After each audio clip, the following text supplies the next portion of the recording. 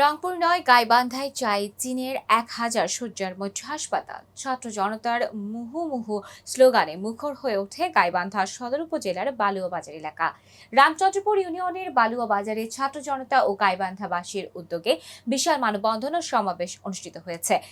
নাকাইহাট রোডের বালুয়াবাজার এলাকায় ৩ কিলোমিটার ব্যাপী মানববন্ধনে রামচন্দ্রপুর ইউনিয়ন সহ আশেপাশের ইউনিয়নের বিভিন্ন শিক্ষা প্রতিষ্ঠানের শত শত ছাত্রছাত্রী, সাধারণ মানুষ, রাজনৈতিক দল ও বিভিন্ন সংগঠনের নেতাকর্মীরা অংশ নিয়েছেন।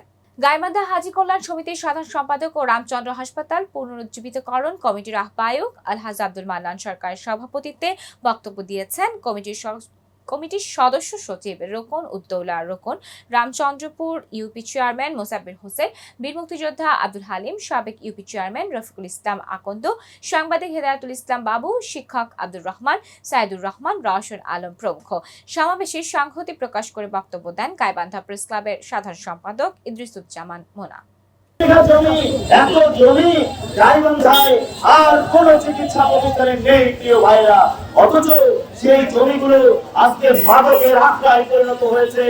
বড় কষ্ট হয়, দুঃখ হয়, লজ্জা হয় প্রিয় ভাইরা, যে এত বড় একটি জায়গা, যেই জায়গাটি এই অঞ্চলের মানুষ দান করেছিল, এখানকার মানুষ সেবা পাবে।